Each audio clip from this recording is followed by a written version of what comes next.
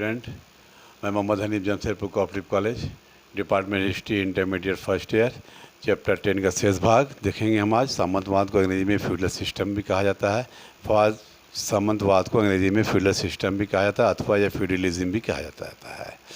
Feudal शब्द से feud से बना है। फ्यूडल शब्द फ्यूड से बना है जिसका अर्थ होता है जागीर, जिसका अर्थ होता है जागीर या फाइव, अर्थात भूमि का एक ऐसा हिस्सा, अर्थात भूमि का ऐसा कुछ हिस्सा या कुछ भाग सेवा करने के, कुछ भाग सेवा करने की या कुछ शर्तों पे उसका स्वामी किसी सामंत को देता है और उसके बदले में जो है स्वामी जागीरदार जो होते, जो स्वामी उसके बदले में जागीरदार या सामंत को सैनिक सेवा करनी पड़ती थी। उसके बदले में जागीरदार को सैनिक सेवा करनी पड़ती थी और कभी कभी जो है सैनिक सेवा करते करते उसके स्वामी बड़े बड़े प्रदेश उसके सामंतों को सौंप देते थे।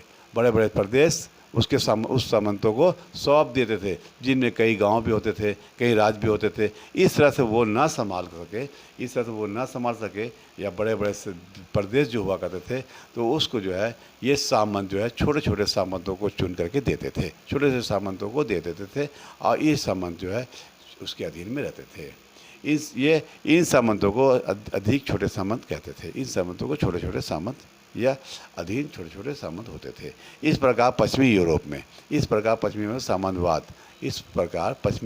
में सामंतवाद का अस्तित्व में आया और सालमैन को जो है साम्राज्य का आरंभिक सामंती राज बना। नेक्स्ट, यूरोपीय सामंतवाद की 3 प्रमुख विशेषताएं थी। जागीर बांटना, जागीर जैसे सामंतवाद का भाग जागीर सामंतों के अधिपति से इसलिए मिलती थी कि उसको कुछ सेवा करते थे, वो लोग सैनिक सेवा करते थे, तब उसके या कर्तव्यों को मानते थे, उसके कार्य को करते थे, इस तरह सुचित निर्वहन कर सके, इसलिए जो है इसे जागीर कहा गया। नंबर 2, संरक्षक। संरक्षक का अर्थ होता है भूमिदाता तथा भूमि देने वाले को मध्य निकट रहता था और जो भूमि देते थे, जो भूमिदान करते थे, वो जो लोग भूमि लेते थे वो भूमिदान के निकट रहते थे, उसके संबंध में रहते थे और वो जो है उसके बाद भूमिदान वफादार होते थे, अनुयायी उनके होते थे, उनके साथ रहते थे, उनके रक्षा करते थे। नंबर 3, सामंतवाद की अधिक्रम, स्टेप ऑफ फ्यूडलिज्म्स। इस प्रकार सामंतवादी के अधिक्रम में सबसे ऊंचे पायदान में राजा का हुआ करता था। सामंतवाद में सबसे ऊंचे पायदान राजा का होता था, क्योंकि राजा ही बांटता था, राजा ही जागीर बांटते थे, राजा ही जो है सबको देते थे, जागीर देते थे, सामंत बनाते थे। इस तरह से उनका पायदान सबसे ऊंचा होता था और उन अनेक लाड को जागीर बांटता था।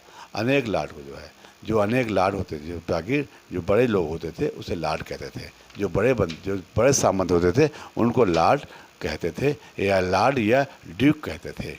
जो बड़े जागीरदार होते थे जिनके पास कई प्रदेश होते थे तो उनको लाड या ड्यूक कहा जाता था सामंती को।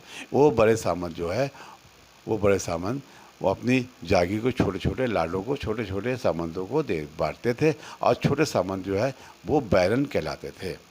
ये बैरन छोटे सामंत इस प्रकार जागीर के बदले में आवश्यकता पड़ने पर उसको जो है ड्यूक या लॉर्ड को जो है या छोटे या बड़े सामंतों को पूरी तरह से सहायता भी करते थे।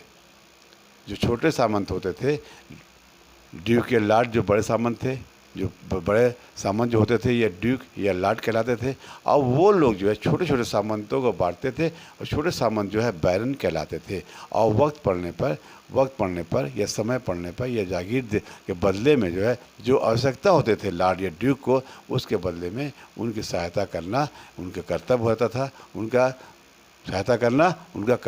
था। इस तरह से हम यहाँ चैप्टर ख़त्म करेंगे। धन्यवाद।